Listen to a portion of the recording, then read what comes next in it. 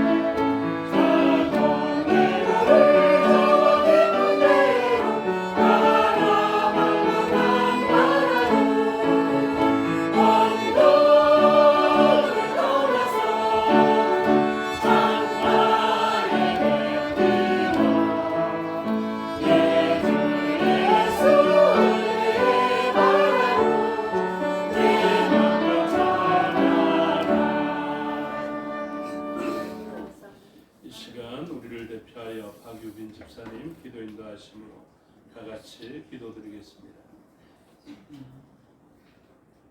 우리의 소망 되신 하나님 아버지, 귀하고 복된 주의 예배 자리에 나와 찬양과 기도 말씀의 자리에 서게 하심을 감사드립니다.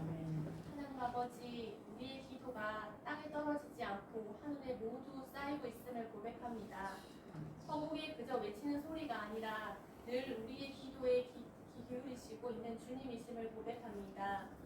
우리의 작은 섬김조차 다 하늘에 기록되어 있고 우리의 작은 헌신들이 하늘나라를 세워가고 있음을 기억합니다. 그리하여 작은 일에도 기도로 시작하고 모든 선택 앞에서 하나님을 먼저 찾기를 소망합니다. 하나님 아버지, 우리 안에 누군가를 향한 미움과 원망, 판단을 주님 앞에 온전히 내어놓기를 기도합니다. 용서하는 삶으로 살아가기를 기도합니다. 마음을 가득 채운 아픔과 고통에서 자유하고 우리를 짓누르는 상처의 기억들을 주 앞에 내어놓기를 원합니다.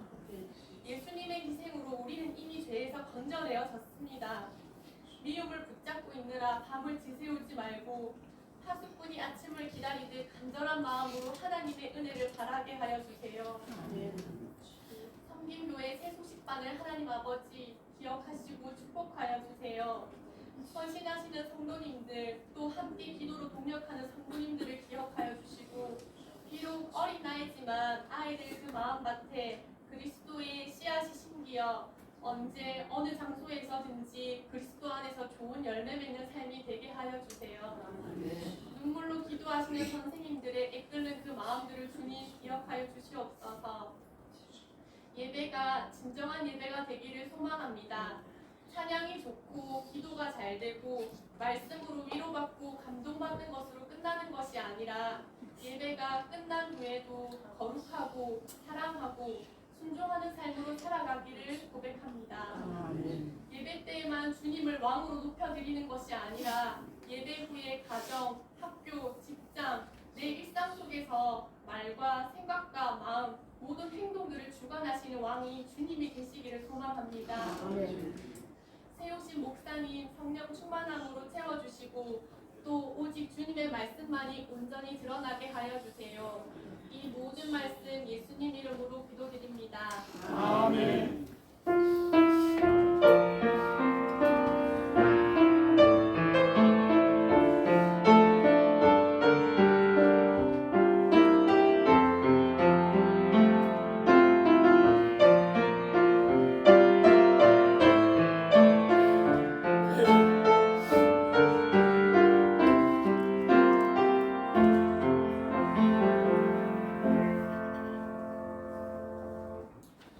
감사합니다. 하나님 말씀 보시겠습니다.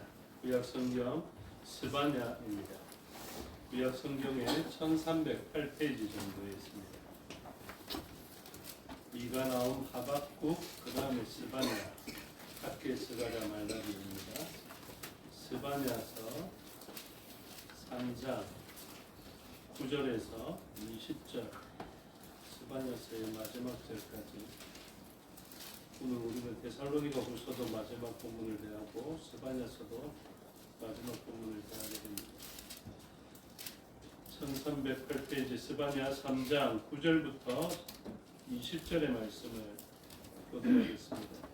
그때 내가 여러 백성의 입술을 깨끗하게 하여 그들이 다 여호와의 이름을 부르며 한 가지로 나를 섬기게 하리니 내가 요한한 백성들 온 내가 붙은 자의 딸이 구수한 건너편에서부터 뱀을 가져와서 내게 바칠지라. 그날에 내가 내게 범죄한 모든 행위로 말미암아 수치를 당하지 아니할 것은 그때에 내가 내 가운데서 교만하여 자랑하는 자들을 제거하여 내가 나의 성산에서 다시는 교만하지 않게 할 것임이라.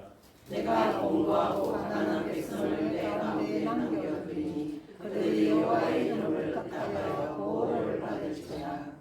이스라엘의 남은 자는 악을 행하지 아니하며 거짓을 말하지 아니하며 입에 거짓된 혀가 없으며 먹고 누울지라도 그들을 두렵게 할 자가 없으리라.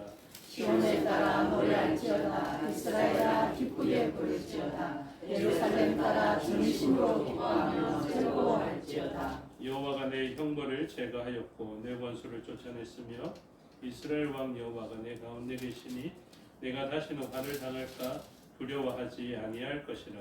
그날에 사람이 예루살렘에 이르기를 두려워하지 말라. 시온아 내 손을 늘어뜨리지 말라. 함께 읽고 다음 절을 읽겠습니다. 함께 읽겠습니다. 너희 하나님 여호와가 너희 가운데 계시니 그는 구원을 베푸실 전능자이시라. 그가 너로 말미암아 기쁨을 이기지 못하시며 너를 잠잠히 사랑하시며 너로 말미암아 즐거이 부르며 기뻐하시리라 하리라. 내가 절기로 말미암아 근심하는 자들을 모으리니 그들은 내게 속한 자라.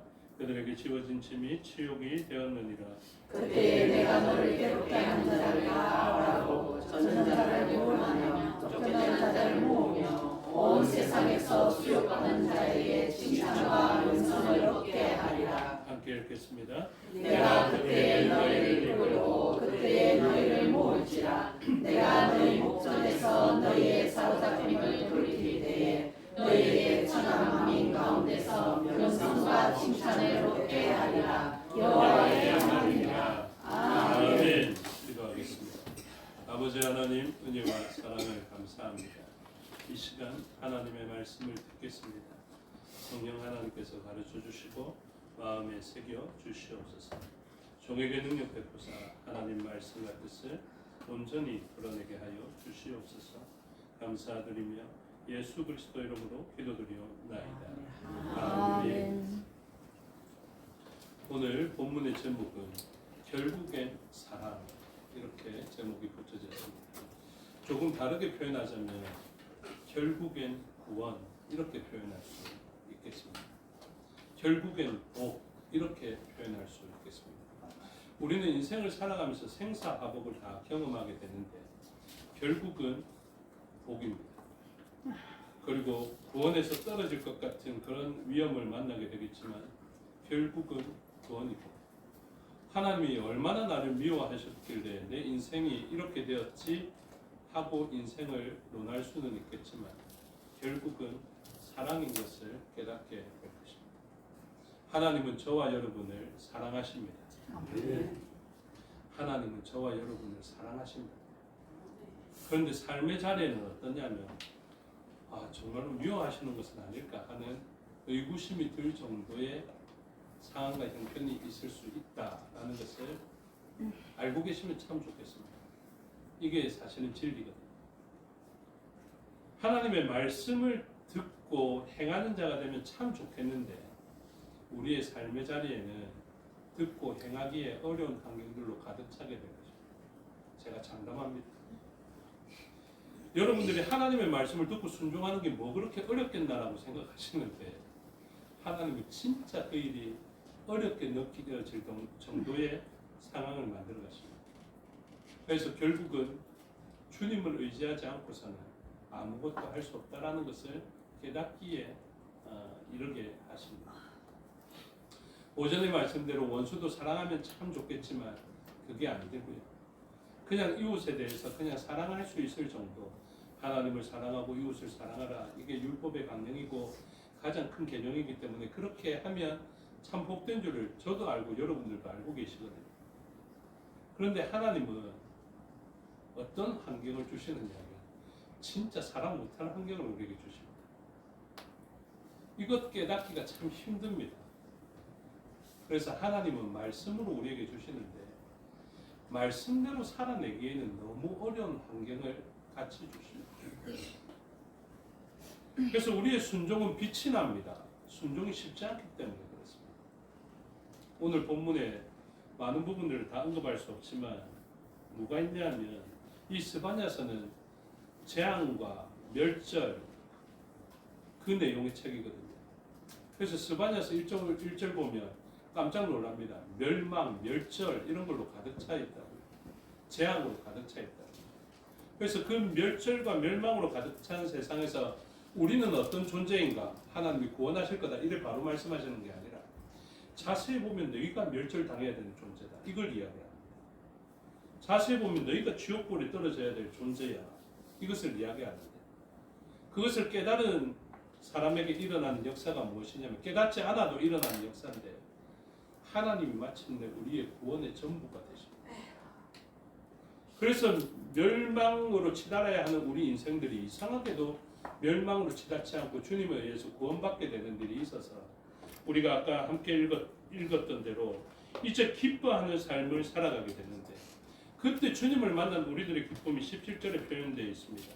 너의 하나님 여호와가 너의 가운데 계시니 그는 구원을 베푸실 전능자. 우리가 노래할 때는 전능자시라 이렇게 했죠. 그가 너로 인하여 기쁨을 이기지 못하시며 너를 잠잠히 사랑하시며 너로 말미암아 즐거이 부르며 기뻐하시려. 이것이 하나님의 기쁨이 될 뿐만 아니라 우리들의 기쁨이 될 것을 이야기하고 있습니다. 그래서 우리 모든 사람들은 두려워하지 않고 기뻐하는 노래를 부를 것인데 14절에 시온에 따라 노래할지어다 이스라엘아 기쁘게 부를지어다 예루살렘에 따라 전심으로 기뻐하며 즐거워할지어다 이렇게 명령하십니다. 하나님이 왜 기뻐하라고 명령하시는 줄 아십니까? 명령 아니면 못 기뻐할 상황이기 때문에 그렇습니다. 삶의 자리에는 멸망당할 것 같은 현실이기 때문에 하나님께서는 내가 갈 것이니까 기뻐하라고 다시 오실 예수님을 생각하며 믿음으로써 기뻐해야 될 것을 이야기하고 있습니다. 그러면 도대체 삶의 자리는 무엇 때문에 어떻게 우리가 말씀대로 순종하지 못하고 기뻐하지 못하고 두려워할 수밖에 없는 상황이었는가? 그것을 잘 보여주는 것이 19절입니다. 그러면 19절을 보실 때는 어떻게 보셔야 되냐면 나는 하나님으로 말미암아 기뻐하고 하나님의 오심으로 구원받을 줄을 아는 믿음을 가진 사람의 입장에서 보셔야 됩니다. 그래서 믿음 없는 사람의 입장이 아니에요. 믿음 있고 신앙 좋은 사람들의 입장에서 오늘 본문을 보셔야 됩니다. 그런데 19절을 보십시오. 그때에 내가 너를 괴롭게 하는 자를 다 벌하고 저는 자를 구원하며 쫓겨난 자를 모으며 온 세상에서 수욕받는 자에게 칭찬과 명성을 얻게 하리라. 이렇게 되죠. 그러면 믿음의 사람, 이 사람들, 순종하려는 사람들, 이 사람들은 결국에는 칭찬과 명성을 얻게 됩니다. 저와 여러분들 이름은 나중에 크게 명성을 얻을 것이거든요. 크게 칭찬을 얻을 것이란 말입니다. 예수님의 이름이 그렇게 수욕을 당했지만 나중에 지극히 높은 이름이 되어서 모든 사람이 예수님의 이름을 모르거나 안 부르면 모두 다 지옥불에 떨어집니다. 대단한 이름의 명성 아닙니까? 그래서 구원받는 모든 사람들은 예수님의 이름을 모르거나 안 부르면 구원 못 받습니다. 예수님의 이름을 알고 계시죠? 예수님의 이름을 부르고 계시죠? 그런데 그건 아무나에게 일어나는 일이 아닙니다. 이건 누구의 역사냐면 하나님의 역사. 그래서 9절을 보십시오. 이 사람들에게는 어떤 역사가 일어납니까? 그때 내가 여러 백성의 입술을 깨끗하게 하여, 제가 세 번째 말씀드렸는데 새벽에도 말씀드리고, 갑자기 화해에서 복으로 전환되어지는 일이 일어난다고 했습니다.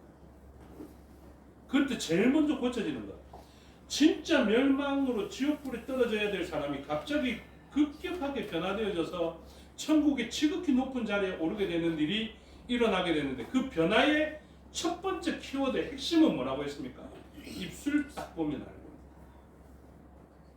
그래서 진짜인데요, 말하는 거 들어보면 이 사람 천국 갈지 지옥 갈지 알 수 있어요. 말하는 거 들어보면 이 사람이 복 받을 사람인지 화 받을 사람인지 알 수 있다니까요. 잘 안 믿으시는 눈빛인데 저는 사실 알아요. 딱 말하는 거 딱 들어보면 와, 이 사람 화를 당하겠는데, 이 사람 큰일 났는데, 이런 생각이 들 때가 있다. 뭐 보면 안다고요? 분명합니다. 입술 딱 보면, 그 사람 말하는 표현 딱 들어보면 알 수 있습니다. 막 좋은 말을 하는 것 같은데 말이 거치는 사람이 있어요. 근본적으로 말이 안 고쳐지는 사람이 있어요. 근본적으로 원망하고 근본적으로 불평하고 근본적으로 비난하는 사람들이 있습니다. 단순한 수준이 아니라 완전히 그 사람을 폄훼하는 사람들이 있어요. 그래서 그런 사람들의 말 주변에서 이야기하거든요. 아이고, 말을 그래 하다가는 큰일 납니다. 하나님은 말이 귀에 들린 대로 행하시기 때문에 그렇습니다. 제가 주일학교 때 가르쳐 줬습니다. 하나님과 우리 사이에 지성소 안에서도 성소와 구분되어지는 휘장이 있는 것처럼, 우리와 땅에 있는, 우리와 하늘에 있는 그 휘장은 우리를 하늘에 닿지 못하게 만드는 것 같지만, 휘장을 넘어서 하나님께로, 휘장을 넘어서 지성소로 가게 되는 두 가지 경우가 있다. 뭐냐? 기도의 향연, 연기가 담을 넘습니다. 연기가 휘장을 넘어서 지성소로 들어갈 수 있습니다. 그래서 오늘날 성도들은 기도하면요, 하늘에 닿을 수 있습니다. 그리고 또 하나, 소리가 넘어갈 수 있습니다. 오늘날 우리가 찬양한다면 하늘 보좌를 움직일 수 있습니다. 물론 예식적으로 예배도 있지만 성찬이 우리를 그렇게 만들거든요. 우리는 성찬할 때 영적 임재설을 믿습니다. 하나님의 임재도 그렇지만 우리도 하늘에 있는 그 보좌로 올라가서 성찬을 한다는 그런 개념을 가지고 있다. 그래서 말은요, 하나님께 분명하게 들립니다. 실제적으로 이스라엘 백성들이 원망하고 불평하던 때가 있었습니다. 그들의 인생을 저주했어요. 아이고, 내가 뭐 때문에 태어나갔고, 욥처럼 재난을 받은 것도 아닌데 그런 말 쉽게 합니다. 아이고, 내가 죽어야지. 그 말을 하지 말게 되시기를 주님의 이름으로 축복합니다. 내가 왜 태어나갔고 이런 이야기 하지 마십시오. 자녀 보고도 나가 죽어라 이런 이야기 하지 마십시오. 입술 딱 보면 그 사람이 얼마나 복받을 사람인지 알 수 있게 됩니다.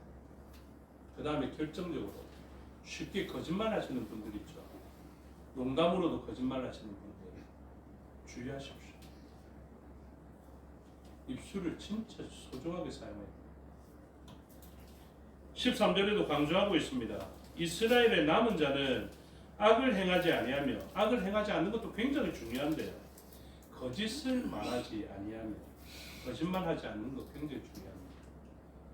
입에 거짓된 혀가 없으며 이렇게 되죠.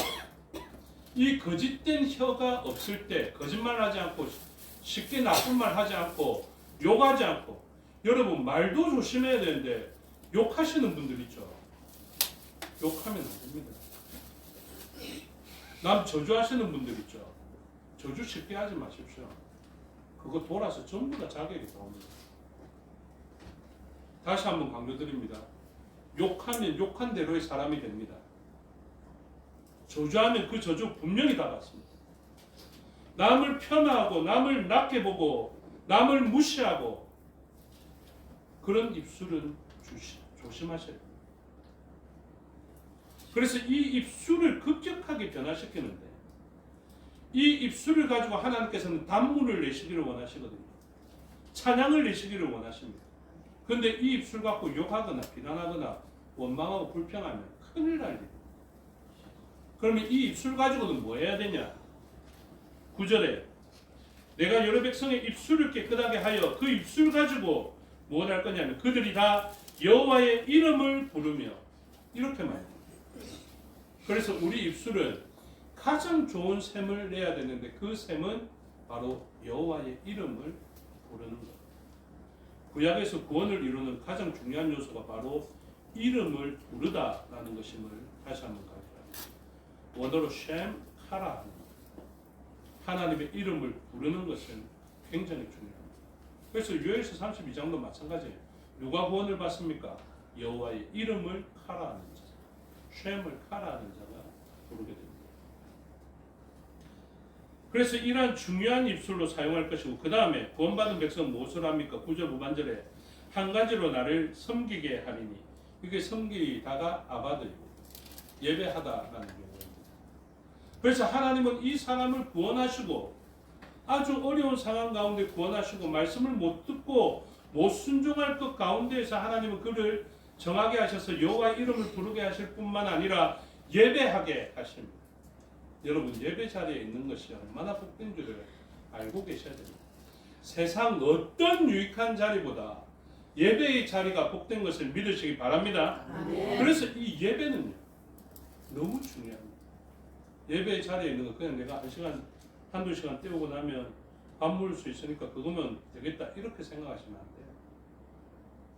예배의 자리는 표현할 수 없을 정도의 영광이 있고 복이 있다는 것을 기억하셔야 됩니다. 이런 가운데 그들의 이전 형편은 어떠하다고 했습니까? 19절에 언급한 대로 내가 너를 괴롭게 하는 자를 보라고 이렇게. 그리스도인들은요 하나님의 약속받으면 기본적으로 알고 계셔야 됩니다. 옆에 누가 생기느냐 하면 아주 복된 사람이 생길 거라고 기대하는데 하나님의 비전을 딱 받는 순간 하나님께 복을 받은 사람, 하나님께 기름 부음을 받은 사람은요 옆에 괴롭게 하는 자를 끼게 됩니다. 이게 웃을 일이 아니에요. 근데 이게 진짜 내가 신앙이 좋아지면 좋아질수록 누가 옆에 있는 줄 아십니까? 진짜 괴롭게 하는 사람이 있어요. 이 비밀을 깨달아야 신앙생활에 이제 이 배포가 생긴다. 이건 모르면 깜짝 놀라거든요. 제자들 되면 어떤 걸 만나냐면 주의 말씀에 따라서 바다에 나가보면 풍랑이 있는 경우가 훨씬 더 많습니다. 근데 풍랑을 잠잠케 하시는 하나님을 딱 알게 되면 풍랑 가운데서도 배포가 생기거든요. 제가 어느 영화를 봤는데 영화에서 이렇더라고요. 자기가 어떻게 죽는지를 알게 되었습니다. 자기가 어떻게 죽는지를 알았어요. 이 사람이 어떻게 죽냐면 예를 들면 나는 자동차에 치여서 죽는 것을 이제 본 거예요. 예지를 받은 거예요.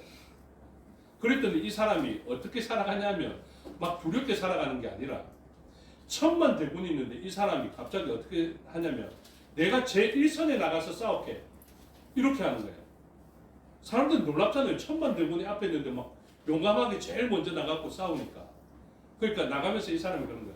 내가 어떻게 죽는지를 알았는데 여기에서 안 죽어. 나는 차에 치여서 죽어. 이렇게 생각하고 이 전쟁에서는 죽을 사람이 아니다라는 것을 알게 되는 거예요.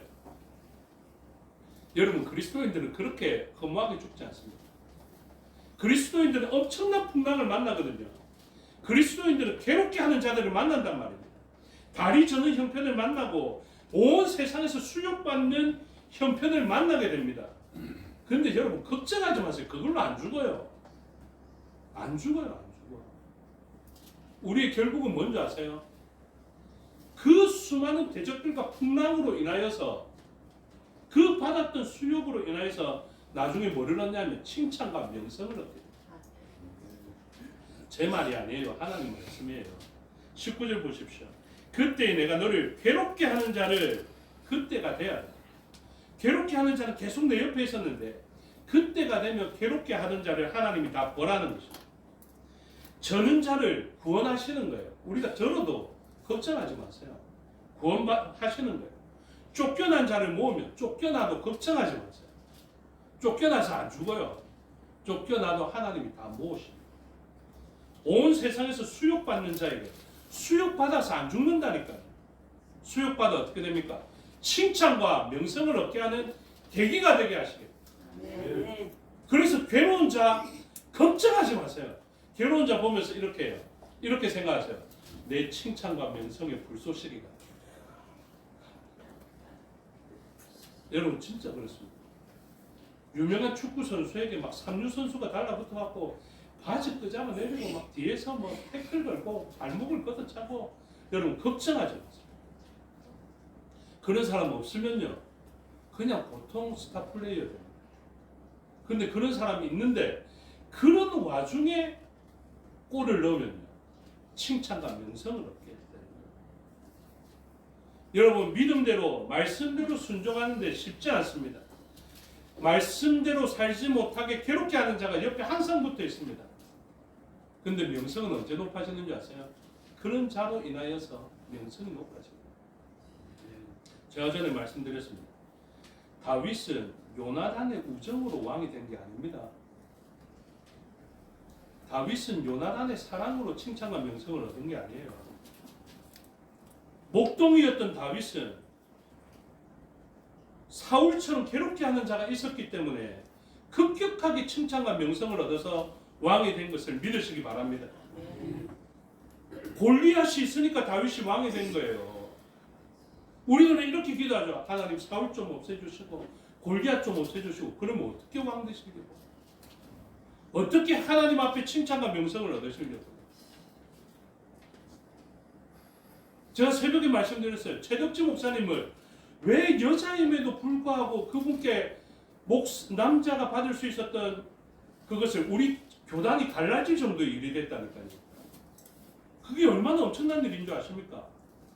역사적으로 조금 살펴봐야 되겠지만 재건교단이 가장 보수적인 교단이 한국교회 여성 안수가 제일 먼저 했는지 안 했는지 그걸 다툴 정도로 최덕지 목사님을, 그렇게 목사 안수를 강상훈 목사님이 줬어요.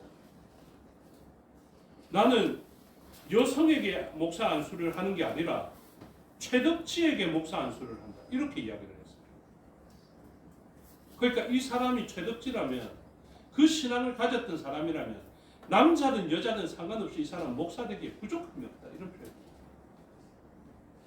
최덕지 목사님의 그 칭찬과 명성, 가장 보수적인 재건교단에서 제일 진보적인 결정을 한 것과 같은 그 결정이 어떻게 일어난 줄 아세요? 최덕지 목사님이 감옥에 갇혔더라, 이걸로 끝난 것 같아요. 감옥에 간 것만 해도 대단한 것입니다. 최덕지 목사님이 하루에 몇 번 예배 드렸다? 하루에 4번 드렸다. 우리 재건 선진들이 그랬어요. 뭐 더 많게 5번, 6번도 드릴 수 있겠지만 공식적으로 다니엘 3번보다 난 더 드려야 되겠다 싶었어요. 근데 그걸 어디에서 드린 줄 아세요? 감옥에서 드렸어요. 여러분, 일본 간수들이 보통 독한 사람들이 아닙니다. 입에 재갈을 물리면 신음소리로 찬양해줍니다. 영하 뭐 20도 30도 내려가는 그 감옥 옥중에서 찬물을 끼얹어지는 그 수모를 당하면서도 그 추위 가운데에서도 예배는 빠지면 안 된다. 찬양은 빠지면 안 된다. 왜? 내 목소리가 하늘에 닿으니까. 하나님 예배자를 섬기는 자를 기뻐하시니까. 그거 포기할 수 없어서 그렇게 모진 고문 가운데, 매질 가운데, 추위 가운데 어떤 형편에서든지 예배드렸어요. 감옥에 있던 사람들이 감동하기 시작합니다. 일본 간수들도 감동하기 시작합니다.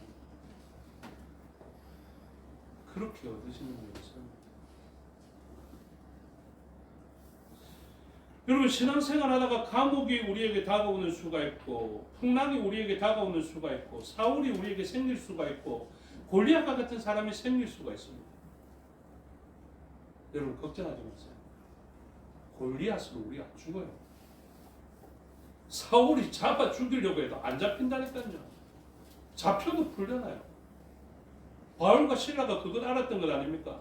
옥에 갇혔는데 이들은 찬송하거든요. 하늘과 땅의 경계가 무너지니까 갑자기 하늘에만 있을 일이 일어납니다. 그러니 죄가 없는 사람이 사슬에 묶여있으니까 풀려날 수밖에 없죠. 우리의 삶의 자리에서 바라봐야 될 것이 바로 그것입니다.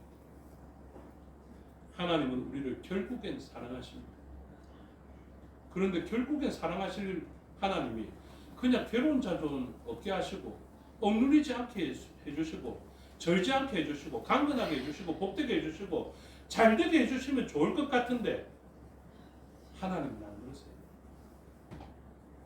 오히려 더 파란만장하게 산전수전을 다 겪으면서 괴로운 자들 가운데 천만 대적 가운데 천만 원수 가운데 살게 하십니다. 엘리야가 왜 그렇게 빛나는 줄 아세요? 그 주변에 850명의 대적들이 있었기 때문에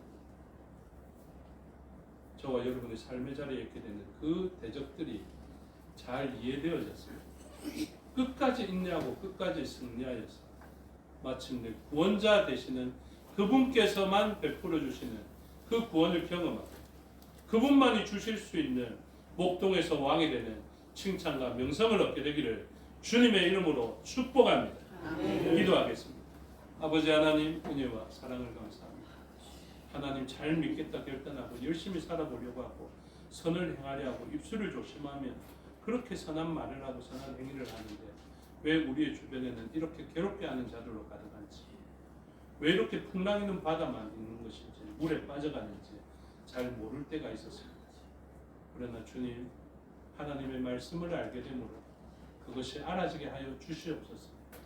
그래서 그 모든 고통을 다 이겨내고 마침내 얻게 될 칭찬과 명성을 알게 하여 주셔서 그 칭찬과 명성을 바라보며 오늘도 인내하며 구원을 베푸실 전능자를 바라보는 저희가 되게 하여 주시옵소서. 감사드리며 예수 그리스도 이름으로 기도드리옵나이다. 아멘. 304장 찬양하겠습니다.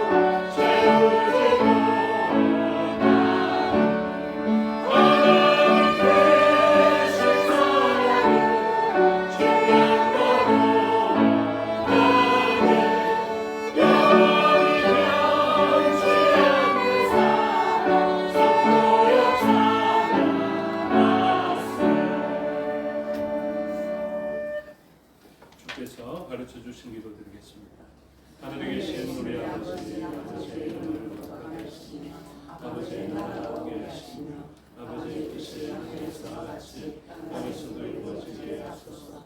오늘 우리에게 일용할 양식을 주시고 우리가 우리에게 잘못한 사람을 용서하여 준 것 같이 우리 죄를 용서하여 주시고 우리를 시험에 빠지지 않게 하시고 악에서 구하소서.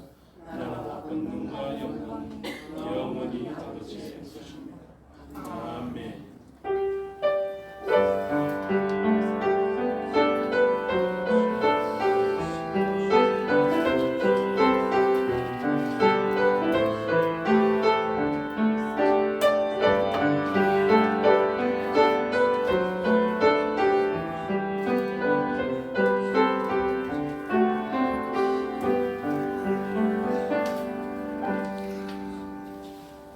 감사합니다. 주일 오후 예배 순서를 마쳤습니다. 시간도 마칩니다. 건강하십시오.